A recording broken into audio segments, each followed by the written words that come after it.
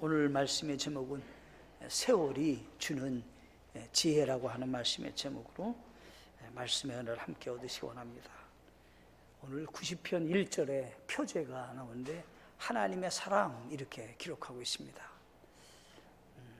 하나님의 사람이라고 하는 호칭을 쓴 사람이 성경에는 몇 분이 이렇게 기록되어 있습니다. 우리 지금 기록한 모세라는 사람이 하나님의 사람이라고 이렇게 표제가 기록되어 있고요. 또 한 사람인데 이제 사무엘이라는 사람에게 성경에 보면 이렇게 되어 있습니다. 사무엘상 9장 6절에 그가 그에게 이르되 이제 보소서 이 도시에 하나님의 사람이 있는데 그는 존귀한 사람이니이다. 그가 말하는 모든 것은 반드시 이루어지니 이제 우리가 거기로 가사이다. 혹시 그가 우리가 가야 할 우리의 길을 보여줄까 하나이다 하므로. 당시 이제 사무엘이라는 분이 살고 있었을 때 사울, 그 당시 이제 사울 왕이 막 이제 이렇게 하나님께 기름 부음 받으려고 하는 그런 시점에 사울이라고 하는 분이 자기가 듣기에 하나님의 사람이 이 지역에 살고 있다는 걸 알고 있다.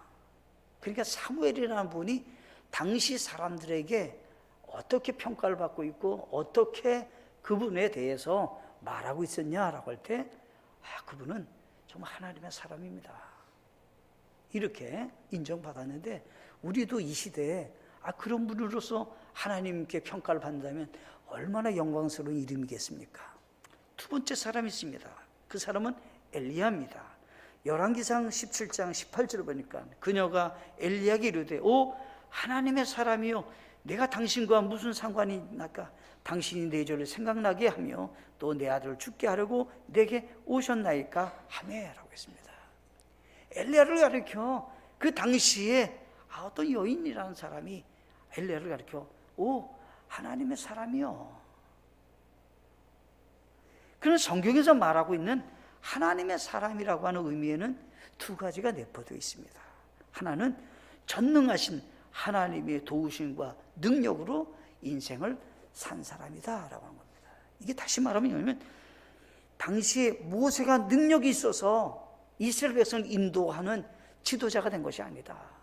많은 하나님의 기적을 행하는 그런 역사가 있었지만 그를 통해서 나타났지만 모세 자체에게 능력이 있었던 것이 아니라 하나님께서 그를 사용하셔서 하나님의 귀한 사역에 쓰여질 수 있는 인생이 되게 해 주셨다 이런 얘기입니다. 엘리야도 마찬가지고 사무엘도 마찬가지라는 겁니다. 이 두 사람에게 능력이 있어서가 아니라 특별히 탁월한 어떠한 것이 그에게 주어졌기 때문이 아니라 하나님의 도우심과 능력으로 가능한 삶을 살게 되었다 이런 얘기입니다. 신명기 33장 1절에서도 모세를 가리켜 얘기합니다.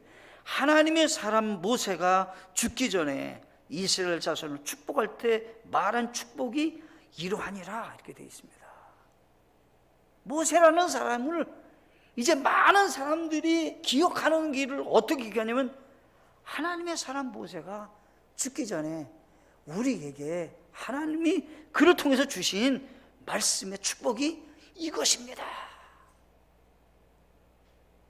이 모세라는 사람을 기억했는데 기억하는 그 사람이 어떤 사람이냐라고 할 때 기도의 그 하나님의 사람이다 라고 하는 것입니다.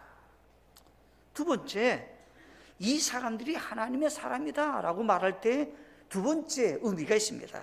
그것은 다름이 아니라 하나님 앞에서 자신을 겸손하게 낮추어서 연약한 존재임을 알고 하나님의 긍휼하심과 도우심을 구하며 사는 사람이었다라고 하는 것입니다.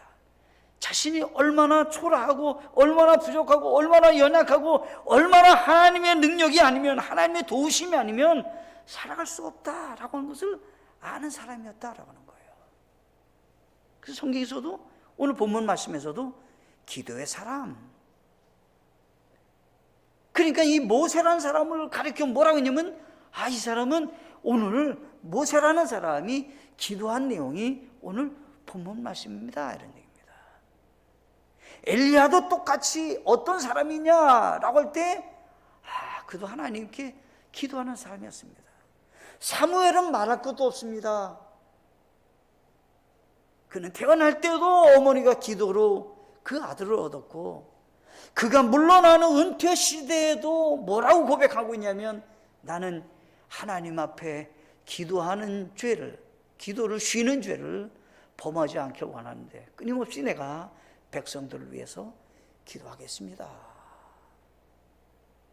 그 사람들은 모두 다가 등장되는 것이 뭐냐면, 자신의 연약함을 알고 겸손하게 낮아져서 하나님의 긍휼과 도우심과 능력을 간구하며 사는 사람이었다라고 하는 것입니다. 한 해를 돌아보시면 어떻게 우리가 살아올 수 있었습니까? 우리 힘으로 산 것이 아무것도 없습니다. 분주하게 살았지만 뒤돌아보면 별로 뭐 해놓은 것도 없고, 뭐 했다고 말할 수 있는 것도 조차도 없는 것 같습니다. 그날 뭐 아침부터 일어나가지고 뭔가 열심히 살았는데 뭐 손에 잡힌 것도 없어요. 뭐 이거라고 올 한 해 동안은 그래도 내가 이거에 뭔가 좀 했다, 이거 아무것도 없어요. 사실은 그 인생인 것 같아요. 모세처럼 우리도 하나님 앞에 하나님의 전능하신 능력으로 사는 사람이라고 늘상 인정받고 평가받는 사람이 되죠. 하나님 앞에 겸손하게 은혜를 간구하며 살아가는 사람들이 되시기를 바랍니다. 모세는 아주 중요할 때 자기가 하나님께 감사 찬양하는 내용이 성경에 몇 군데 기록되어 있습니다. 첫 번째가 출애굽기 15장 1절로 18절에 기록했는데, 이스라엘 백성들이 홍해바다를 건넜어요. 홍해바다를 건넌 다음에 너무 감격스러워요. 너무 감사해요. 어떻게 이러한 일이 우리 당대에 일어날 수 있는 것을 내가 경험할 수 있냐는 거예요. 특별한 하나님의 능력의 경험을 모세와 이스라엘 백성들이 하게 된 것입니다. 그래서 성경에 보니까 15장 1절에, 출애굽기 15장 1절과 2절에 이렇게 기록하고 있어요. 그때 모세와 이스라엘 자손이 이 노래로 주께 노래하고 하나님께 찬양하는 겁니다. 주는 나의 힘이시오 노래시며 나의 구원이 되셨도다. 그분께서 나의 하나님이시니 내가 그분께 처소를 예비할 것이요 내 아버지의 하나님이시니 내가 그분을 높이리로다.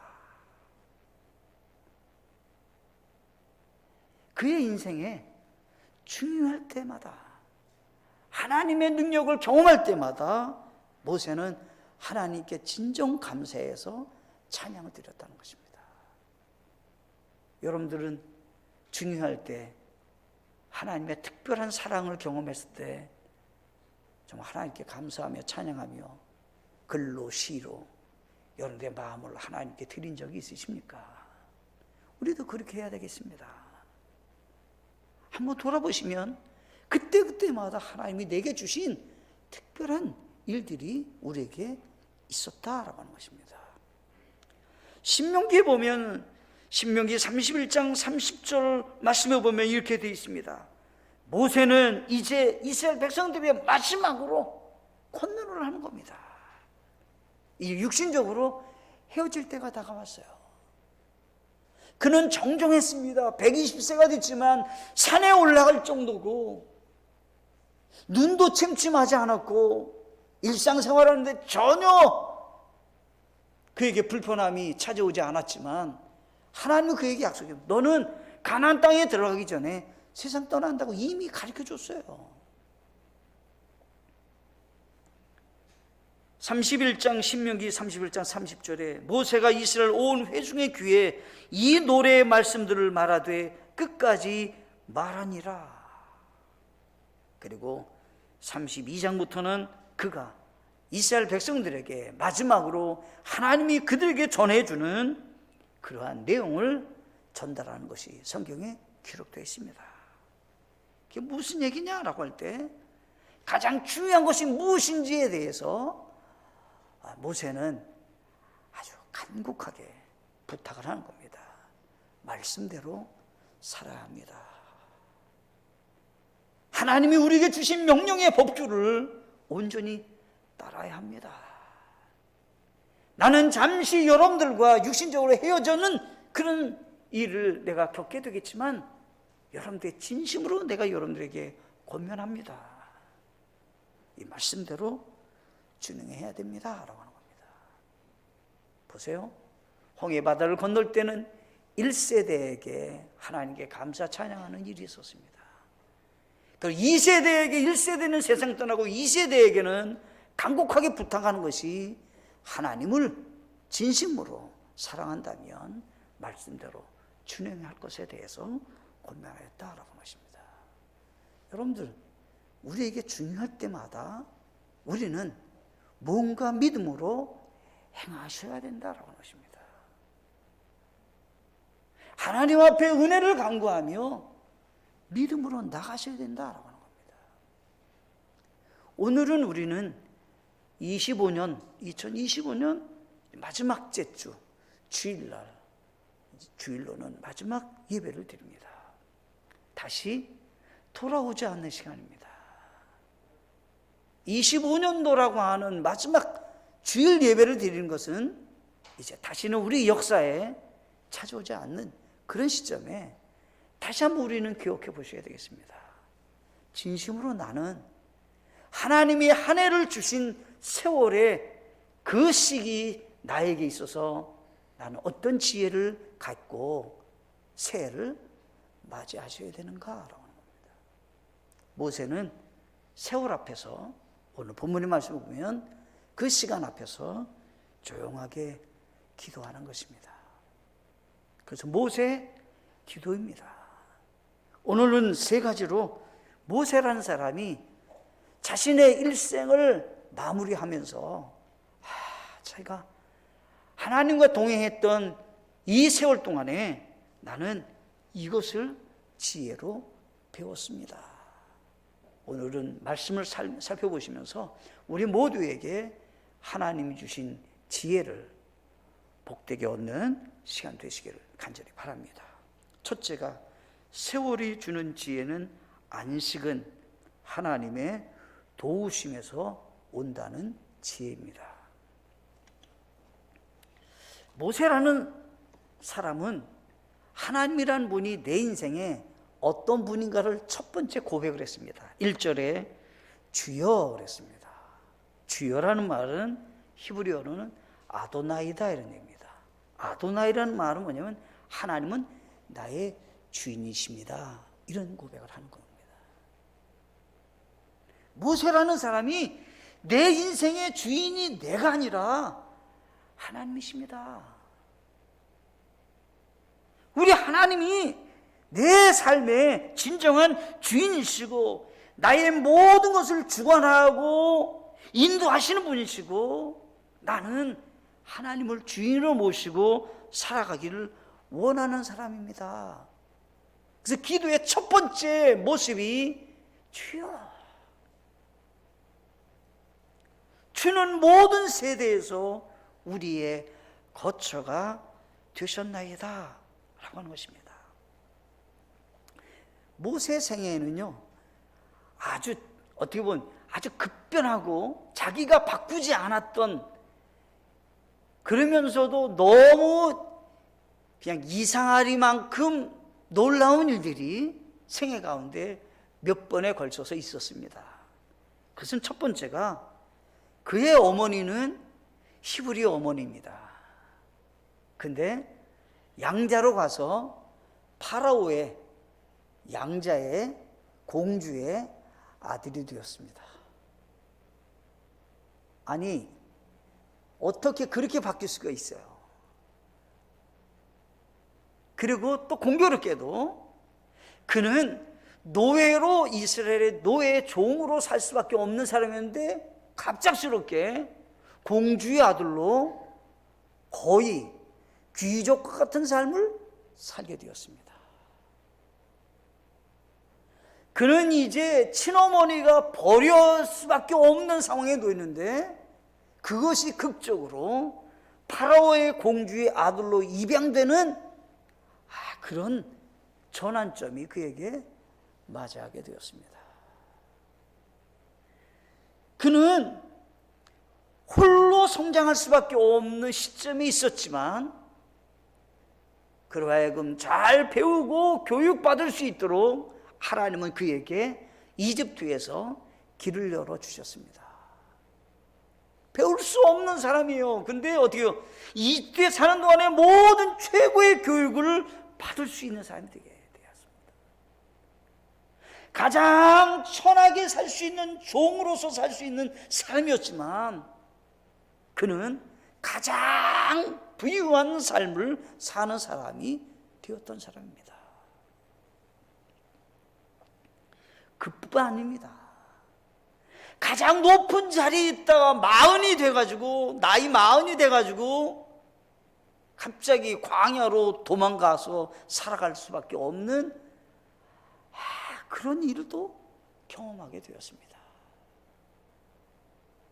이제 오늘은 어디에서 살아야 되며 무엇을 먹고 살아야 되며 어떻게 그늘을 만들고 살며 어떻게 추위를 지나가야 되는지 모를 정도로 아주 척박한 광야에서 그는 40부터는 살 수밖에 없었다는 겁니다. 자기의 어머니는 이제 유모이기 때문에 자기가 얼마큼 성장한 다음에는 어머니와 함께 살 수 없어서 이집트에서 그는 홀로 지낼 수밖에 없었다는 겁니다.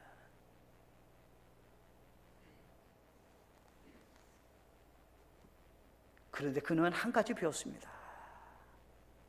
천막의 생활을 해도 비바람이 몰아치는 광야에서도 아니 궁궐에서 살 때도 나의 보금자리는 어딘가, 나의 참 안식은 어딘가, 내가 피난처라고 생각할 수 있는 곳은 어딘가 하라고 할 때 한 군데도 어떤 환경에는 있지 않고 하나님께 있었다라고 하는 거예요. 우리가 무엇을 의지할 것입니까? 무엇이 나를 지탱해주고 나를 지켜줄 거라고 생각하십니까? 가만히 생각해 보세요. 아무것도 없어요. 젊음을요? 배움의 지식을요? 뭘 의지할 수 있다는 건가요? 내가 가지고 있는 재물이? 나의 미래의 꿈이? 아니요. 아무것도 의지할 게 없습니다. 참 안식을 줄 수 있는 분은 누구신가? 라고 하는 겁니다. 우리 하나님께서는 인생을 살아가는 첫 번째 아담에게도 선물을 주셨습니다. 첫 번째 아담에게 하나님 주신 선물은 무엇입니까? 그에게 6째 날에 창조를 받은 후에 7째 날 그에게는 아담에게는 첫 번째 날이고 하나님에게는 7번째 날입니다. 하나님은 첫째 날 아담에게 첫째 날 되는 그날에 안식하시고 안식을 그에게 선물 주셨습니다. 우리 인생에 참 안식은 누가 주시는가? 라고 하는 것을 정확하게 가르쳐 주셨는데 하나님만이 우리에게 안식을 주실 수 있는 분이시다라고 하는 겁니다. 마태복음 11장 28절에 수고하고 무거운 짐진 모든 자들아 너희는 내게로 오라 내가 너희에게 안식을 주리라. 이 세상에 어떤 짐도요 우리 주님은 말씀하십니다. 다 내게로 오라는 겁니다. 내가 너희를 안식해 할 수 있다는 것입니다. 모세는 인생을 살면서 배운 겁니다. 아, 안식은 내 노력으로 얻어지는 건 아니다. 내가 열심히 수고하면 얻어지는 선물이 아니라 이것은 하나님만이 내게 줄 수 있는 것이다. 맨션에 살기 때문에 안식하는 게 아닙니다. 천막에 살기 때문에 안식이 사라지는 게 아닙니다.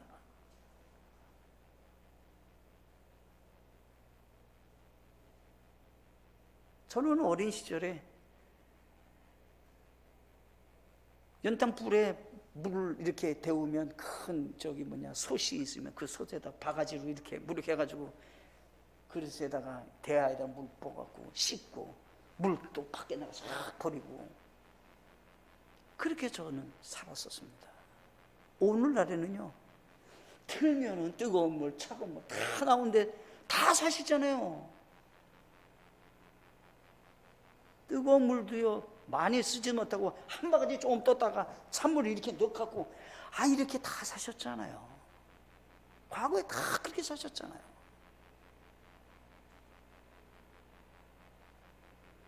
그뿐만 아닙니다. 수도가 없으면 어떻게 저 밑에서부터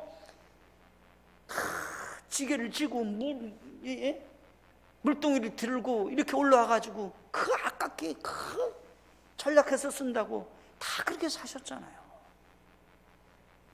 근데요, 많은 분들이 그때 어려울 때가 더욱더 행복했던 것 같아, 그때가 더 좋았던 것 같아. 그때도 그렇고요, 오늘날의 풍요로운 시대에 우리는 살고 있지만 거기에 안식이 있는 게 아닙니다. 내가 어디에 사느냐, 어떤 환경이 있느냐보다 중요한 것은 하나님이 나에게 안식을 주시는 분이시다라는 것을 알고 사는 분이 만약 하나님께 주시는 안식을 누리며 살 수 있게 된다는 것입니다. 모세는 그것을 배웠다는 겁니다. 내 인생에 참 안식은 하나님께 있다. 내가 가장 높은 위치에도 있어봤고 화롭게 사는 때도 있었고 가장 밑바닥에 사는 광야에서 자연인과 같이 살 때도 내게 있었지만 안식은 그런 곳에 있는 것이 아니라 하나님께 있다.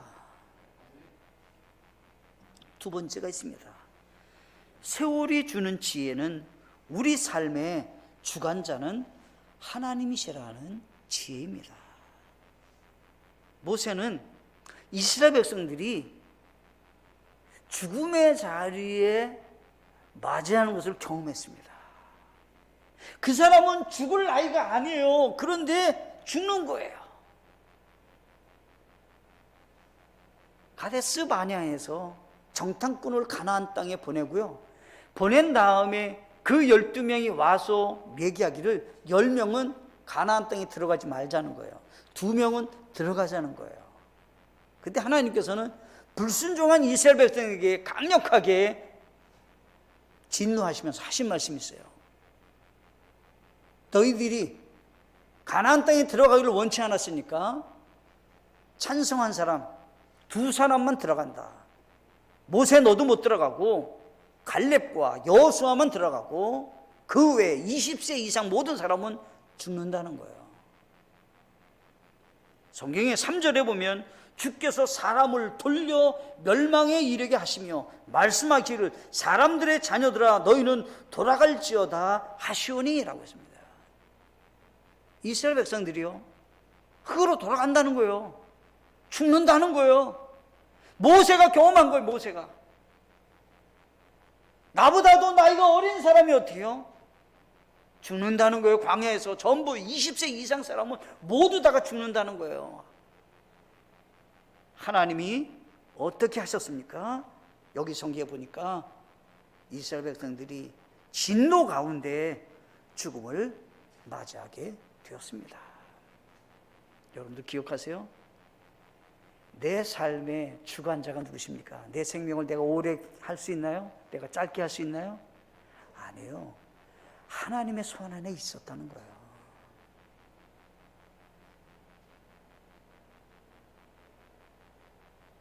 약간의 차이는 있겠죠. 몸 관리 잘 하시고. 그러나 근본적으로는 대책이 아니라는 겁니다. 내 생애의 마지막과 시작과 그 모든 진행 과정은 누구 손에 있느냐라고 할 때 하나님이셨다는 겁니다. 그래서 성경에서는 정확하게 얘기합니다. 그 사람들을 돌렸다는 거예요. 멸망에 이르게 하셨다는 거예요. 그리고 어떻게 해요? 너희는 돌아갈지어다. 어디요? 흙으로 돌아가라는 거예요. 창세기 3장 19절에 땅으로 돌아갈 때까지 내 얼굴에 땀을 흘려야 빵을 먹으리니 이는 내가 땅에서 취하였기 때문이라. 너는 흙이니 흙으로 돌아갈 것이라는 것 같이 이스라엘 백성들에게 흙으로 돌아간다 이런 얘기를 정확하게 하시는 거예요. 모세가 경험한 거죠. 광야에서 불순종 때문에 그에게 찾아온 것이 있는데 죽음이 그에게 찾아오게 되었다라고 하는 것입니다. 신명기 8장 18절과 19절에 보시면 이스라엘 백성들에게 아주 간곡하게 모세가 부탁하는 말씀이 나옵니다. 오직 너는 주 내 하나님을 기억하라. 내가 재물을 얻을 능력을 주시는 분이 곧 그분이시니 이것은 그분께서 내 조상들에게 맹세하신 자신의 언약을 이날과 같이 굳게 세우려 하심이라. 내가 만일 주 내 하나님을 완전히 잊어버리고 다른 신을 따라 걸으며 그들을 섬기고 그들에게 경배하면 내가 이날 너에게 증언하노니 너희가 반드시 멸망할 것이니라. 모세가 경험했기 때문에 이스라엘 백성들의 2세들에게도 간곡하게 얘기합니다. 너희들이 하나님의 말씀을 버리고 우상 숭배한다면 너희들이 멸망당하게 될 것이다. 그 멸망에서 벗어나기를 원한다 하는 얘기를 지금 하고 있는 것입니다. 오늘 본문 시편 90편 4절로 10절에서는 인생이 얼마나 짧다라고 하는 것을 표현을 몇 가지로 하셨습니다. 밤에 한 경점과 같다. 그냥 한 점과 같다는 거예요. 밤이 있으면 그 밤에 한 점과 같이 우리 인생이 그렇게 짧다 이런 얘기를 하는 겁니다. 뿐만 아닙니다. 홍수가 쓸어가듯이 우리의 죽음이 우리에게 그냥 쏜사같이 찾아온다는 거예요. 갑작스럽게 우리가 생명이 잃어버리고 죽음을 맞이하게 된다라고 하는 거예요. 어떤 분들은 그러시더라고요. 나이가 들면요 더 빨라지는 것 같아 인생이요. 그래서 속도로 얘기하잖아요. 10대는 10km로 가고 20대는 20km로 가고 60대는 60km 가고 80대는 80km는 진짜 빨라요. 자동차면 80km면 빨라요. 50km만 돼도요 30km 달리다가 50km만 가도 빠른데 우리나라 지금 30km잖아요 보통. 거기다 50km만 돼도 빨라. 거기다 10km 빨라 보면 60km만 가보세요. 빨라요. 80km는 많이 빨라요. 네, 빨라요. 그렇게 빠르다는 겁니다. 뿐만 아닙니다. 우리는 그냥 깜빡 졸았던 잠과 같다 이런 얘기를 합니다. 뿐만 아닙니다. 우리 육신이 뭐 자랑하고 영광스럽다고 하고 뭔가 그래도 성공했다 그러고 뭔가 사람들에게 내놓을 만한 것이 있다고 하면 풀의 꽃과 같다라고 합니다. 잠시 있다가 사라지는 그냥 풀의 꽃과 같은 존재다라고 하는 것입니다. 그때 모세는 이 짧은 인생 가운데 배운 것이 있는데 그것이 뭐냐면 내 인생의 생사화복을 붙들고 계시는 분은 하나님이시다라고 하는 겁니다. 우리에게 있지 않다는 거예요. 자신의 삶을 보면 아이로 태어날 때 자기는 가장 천한 사람으로 살 수밖에 없는 종의 사람이었는데 갑자기 하나님이 그냥 호화스럽게 화려하게 살 수 있는 영광의 권력의 자리로 바로의 공주의 아들로 살게 했잖아요. 누구 손에 있었냐는 거예요. 내가 그 자리에 올라가려고 노력했냐는 거예요. 아니다 이러는 거예요. 아니다. 하나님이 그 자리에 올라가게 했지 않냐는 거예요. 나를. 거기 올라갔다 어떻게 해요? 하루아침에 또 그냥 광야에 가서 자연인과 같이 살게 만든 거 누가 하나님이 하셨다는 얘기예요. 자기 생명을 보존하게 하신 분도 자기의 삶 속의 모든 것들을 하나님께 공급받으며 살아갈 수 있게 된 모든 것들은 내가 무언가 했기 때문에 얻어진 것이 없다 이런 얘기를 하는 겁니다. 이제 우리는 하나님께 한번 살펴보셔야 됩니다. 나는 내가 주인인 것 같이 살고 계십니까? 아닙니다. 세월의 지혜를 통해서 배우셔야 돼요. 성경에 보면 이렇게 되어 있습니다. 잠언 16장 1절에 사람이 마음으로 예비한 것과 혀로 대답하는 것은 주로부터 오느니라. 사람들은 나는 이렇게 할 거야, 이렇게 할 거야, 저렇게 할 거야 이렇게 말할 수 있잖아요. 자기 계획을. 근데 그 말한 것을 응답하시는 분 누구시냐라고 할 때, 그걸 성취하시는 분이 누구냐라고 할 때 내가 아니라 하나님이시다는 거예요. 우리는 내가 이렇게 할 거야, 내년에 이렇게 할 거야, 뭐 할 거야 말하잖아요. 근데 한번 생각해 보세요. 올해 동안에 여러분들이 계획한 것 다 이루어지셨나요? 이루어질 수 있나요? 아니요. 하나님이 하셨어요. 다. 잠언 16장 9절에 사람의 마음이 그의 길을 계획할지라도 주께서 그의 걸음을 인도하시느니라. 한 해의 계획을 세우며 살아가지만 지나온 다음에 보시면 그것을 이룰 수 있는 분은 하나님이 이루신다라고 하는 것입니다. 아무리 멋진 계획을 세울 때 할지라도 지혜를 모아서요, 잘 여러분들이 할 수 있는 것들을 잘 여러분들이 정했다 할지라도 그 걸음을 인도하시고 성취하게 하시는 분은 하나님이시라는 사실을 기억하셔야 됩니다.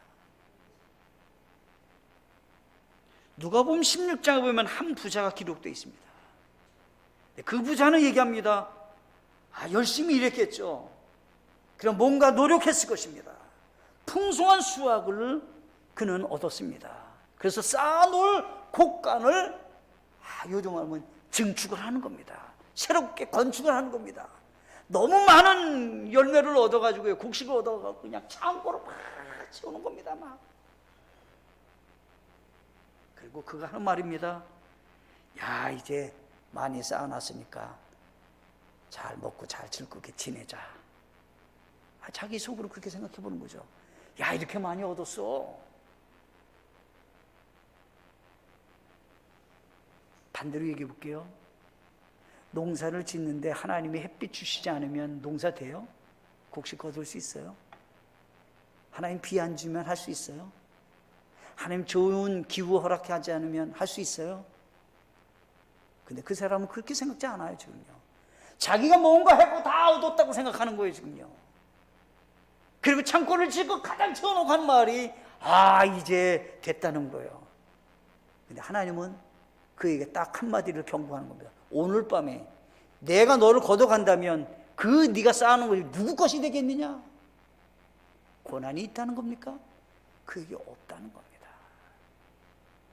그런 존재임을 아시고 능력 많으신 하나님께 내 삶을 내어 맡기시고 믿음으로 걸어가는 우리 모두가 되셔야 된다라고 하는 것입니다. 땅을 주신 분이 누구십니까? 부자에게 땅을 주신 하나님이시잖아요. 자기가 땅을 만들었나요? 하나님 그냥 다 주신 거잖아요. 세 번째가 있습니다. 세월을 통해 하나님을 의지하는 지혜입니다. 여기 시편 90편 12절에 그런즉 우리에게 우리의 날수 세는 것을 가르치사 우리가 지혜에 이르도록 우리의 마음을 쓰게 하소서라고 하는 것입니다. 그가 모세라는 사람이 자기 지혜를 한번 생각해 보는 거예요. 나는 그래도 지혜가 있다 생각했는데 내가 알고 있는 지혜는 부분적인 지혜고 내가 알고 있는 지혜는 제한적이고 나는 과거만 알지 앞날도 모르고 내 주변에서 이러한 일들을 그냥 모르는 존재다라고 하는 것을 그는 알기 시작했다는 거예요. 내가 그냥 아는 것은 과거 내가 살아온 그것만 나는 알고 있을 뿐이지 전혀 나는 예측도 못한다는 거예요. 장래에 대해서는. 그것도 내 주변에 일어나는 일은 더 모른다는 거예요. 나는. 그는 하나님께 간절히 기도합니다. 14절에 오 일찍 주의 긍휼로 우리를 만족하게 하사 우리가 평생도록 기뻐하고 즐거워하게 하소서. 누구의 손에 있다는 거예요? 하나님께 있다는 거예요. 하나님 나에게 주의 긍휼로 만족하게 해주시기 원합니다. 긍휼은 뭐냐면 하나님이 불쌍히 여겨주셔서 내게 많이 주고자 하는 그런 마음으로 나를 대해달라는 거예요. 내가 그렇지 않고는 만족할 수가 없다는 거예요. 내가 살아갈 수 없다는 거예요. 그리고 하는 말입니다. 내가 일생 사는 동안에 하나님 나로 하여금 기뻐하고 즐거워할 수 있게 은혜를 베풀어 주십시오. 이런 얘기를 하고 있는 겁니다. 여러분들 세월을 통해 누구를 의지하셔야 되겠습니까? 무엇을 또한 여러분 의지한다고 나갈 수 있습니까? 아닙니다. 하나님께 긍휼을 구하는 겸손함이 있으셔야 되겠습니다. 계획을 세우기 전에 먼저 일찍 하나님께 물어보시고 하나님과 동행하는 겸손함이 우리에게 있으셔야 됩니다. 짧은 인생 동안에 내가 진심으로 알고 걸어가야 될 길이 무슨 일이냐라고 할 때 전적으로 하나님만을 의지하겠다고, 그분과 함께 동행하겠다고 하는 믿음이 있으셔야 된다라고 하는 것입니다. 요셉은 종으로 팔려갔습니다. 창세기 39장에 기록된 말씀에 요셉이 팔려갔어요.